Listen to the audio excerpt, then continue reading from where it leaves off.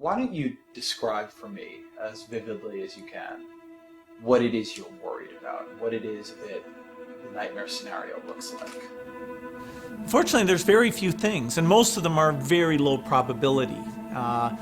Some big volcanic explosion, gigantic earthquake, asteroid.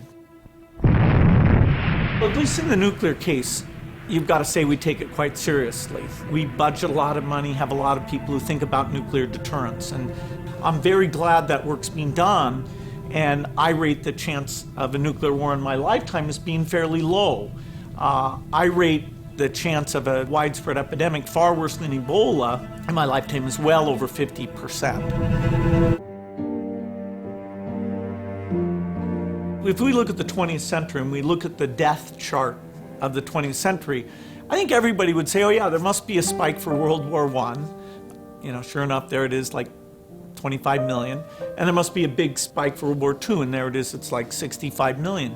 But then you'll see this other spike that is as large as World War II right after World War I. And most people, a lot of people would say, well, what? What was that? There's two kinds of flus. There's flus that spread between humans very effectively, and there's flus that kill lots of people.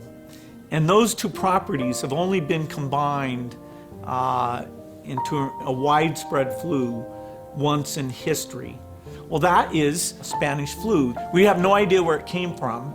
It's called the Spanish flu because the Spanish press was the freest. They were the first to talk openly about it. And so in the annals of epidemic history, that's the big event. I funded a disease modeling group that uses computer simulation, and that work has been phenomenal in helping us target our polio eradication resources and which parts of Nigeria should we work harder on. And it's very natural, if you have a group like that, to say, hey, look at something like a Spanish flu in the modern day. Health systems are far better. And so you think, hey, that wouldn't be very bad. Well, we tried it, and there are some assumptions we had to make. But what we showed is that the force of infection because of modern transport, which compared to 1918 is over 50 times as great. And so if you get something like a flu, and you look at that map of how within days, it's basically in all urban centers of the entire globe, that is very eye-opening. That didn't happen with Spanish flu in the past.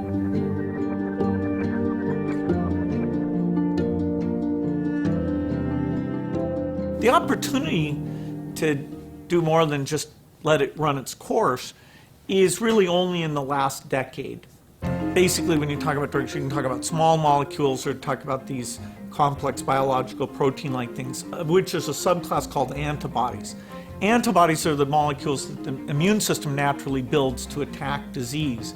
Today, the idea that somebody says, oh, here's an antibody, make a lot of it, make it very quickly, that's right on the cutting edge. And the Ebola epidemic showed me that we're not ready for a serious epidemic, an epidemic that would be more infectious and would spread faster than Ebola did. This is the greatest risk of a huge tragedy. This is the most likely thing by far to kill over 10 million excess people in a year. We don't need to invest nearly what we do in military preparedness. This is something where less than $1 billion a year on R&D, medical surveillance, standby personnel, cross-training the military so they can play a role in terms of all the logistics here. This can be done, and we may not get many more warnings like this one to say, okay, it's a pretty modest investment to avoid something that really, in terms of the human condition, would be a gigantic setback.